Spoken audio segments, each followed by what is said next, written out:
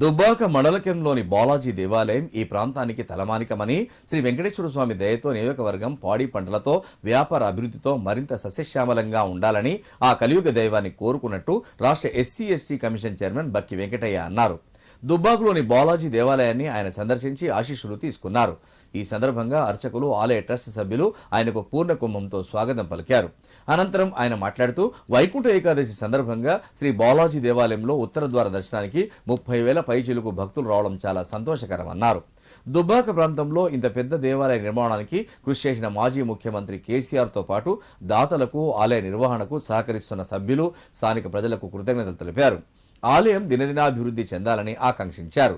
కార్యక్రమంలో ఆలయ trust chairman Vadlakonda Sridhar, BRS నాయకులు బాణాల శ్రీనివాస్, రొట్టె రాజమౌళి, సంగం ప్రభాకర్, ఆశస్వామి, దేవుని చంద్రయ్య, ఆలయ ప్రధాన అర్చకులు లక్ష్మీ నరసింహాచార్యులు పాల్గొన్నారు. ఏకాదశి 3వ రోజున ఈరోజు వెంకటేశ్వర స్వామిని దర్శించుకోవడం జరిగింది.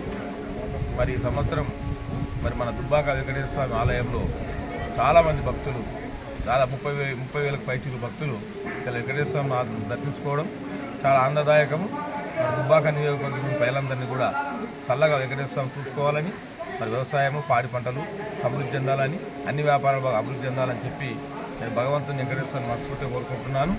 ఏది ఏమైనా ఇంత పెద్ద దేవాలయం ఇంకా నిర్మాణం కావడం, మరి దీనికి సహకరించినటువంటి ఫౌండర్లకు అందరూ, మన మాజీ ముఖ్యమంత్రి కేసీఆర్ గారు గొప్ప సహాయం చేసి ఈ యొక్క దుబ్బాకలో ఇంత పెద్ద ఆలయం నిర్మింపజేసినందుకు ప్రత్యేకమైన కృతజ్ఞత తెలియజేస్తూ ఉన్నారు. ఫౌండర్లు అందరూ కూడా పంతులు కానీ, శ్రీధర్ కానీ, అందరూ ఫౌండర్లు పేరున అందరికీ, మా సేటు గారికి అందరికీ నమస్కారం తెలియజేస్తూ ఉన్నా. ఎందుకనంటే ఈ సంవత్సరం ముందస్తుగా బాగా ప్రచారం చేసి దీన్ని ఎక్కువ మంది భక్తులు వచ్చే విధంగా ప్రయత్నించారు. ఇంకా దినదినాభివృద్ధి చెంది ఇంకా కూడా ఈ ఆలయం బాగా అభివృద్ధి చెందాలని చెప్పి